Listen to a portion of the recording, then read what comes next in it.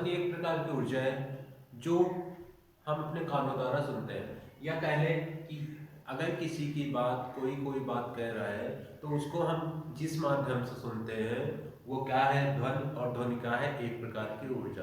ठीक, ध्वनि हम कैसे उत्पन्न करते हैं? ध्वनि उत्पन्न करने के बहुत से तरीके हैं, सब लोग देखते हो। ध्वनि उत्पन्न करने में किसी चीज को मारना या आघात द्वारा किसी चीज पर आघात करना, वो क्या है, ध्वनि उत्पन्न करने का तरीका। ध्वनि को उत्पन्न कैसे करते हैं? ध्वनि को उत्पन्न कैसे करते हैं? नंबर एक, आघात। आघात द्वारा। आघात द्वारा, आघात मतलब किसी चीज पे घात करना या किसी चीज को मारना या पीटना, वो उससे जो उत्पन्न होगी ध्वनि वो क्या है, आघात ध्वनि है। दूसरा है किसी चीज को, दूसरा है किसी चीज को रगड़ने पर, किसी चीज को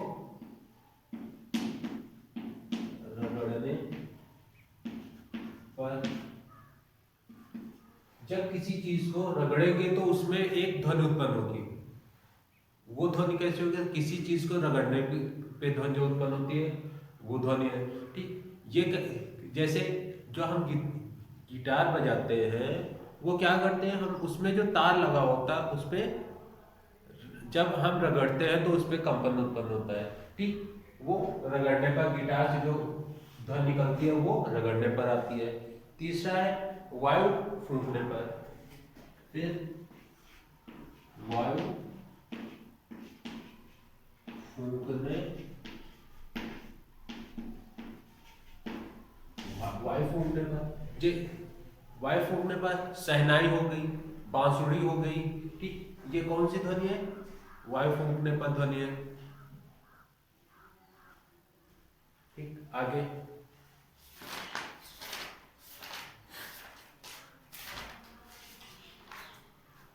आप देख लेते हैं ध्वनि का माध्यम।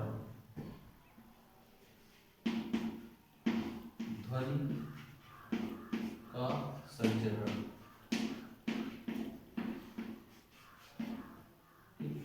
देखेंगे ध्वनि का संचरण। ध्वनि का संचरण क्या है?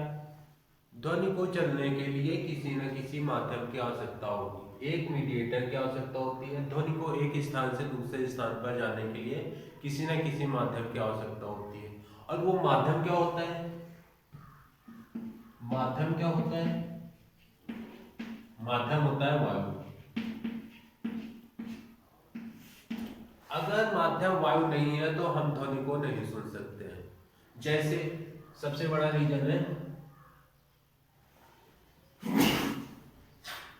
सबसे बड़ा रीजन है, सबसे बड़ा रीजन यह है कि हम चंद्रमा पर ध्वनि नहीं सुन सकते। क्यों? क्योंकि वहां पे वायु नहीं है। ठीक, मतलब अगर माध्यम ही नहीं है तो हम ध्वनि को सुन ही नहीं पाएंगे। तो ध्वनि के संचरण का के लिए माध्यम की आवश्यकता होती है, और माध्यम क्या है? तुम्हारा वायु। ठीक, अगर निर्वात में, ध्वनि निर्वात में होकर नहीं चल सकती है। निर्वात मतलब बिना वायु के, या कोई माध्यम नहीं है तो क्या है, ध्वनि नहीं चलेगी, जिससे हम किसी की ध्वनि नहीं सुन सकते हैं। ठीक, ध्वनि का संचरण, ध्वनि के एक स्थान से दूसरे स्थान तक जाने की प्रक्रिया ध्वनि का माध्यम कहलाती है। क्या कहते हैं? अब इसकी परिभाषा, ध्वनि का एक स्थान से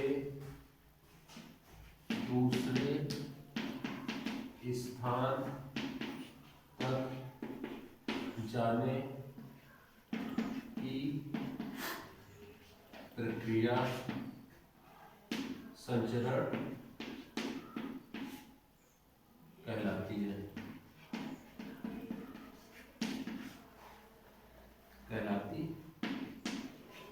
आगे ध्वनि का संचरण हमने देख लिया। ध्वनि के माध्यम के लिए वायु की आवश्यकता होती है। अगर वायु नहीं है तो ध्वनि निर्वात है। ध्वनि अगर निर्वात होगा ध्वनि को हम नहीं सुन सकते हैं।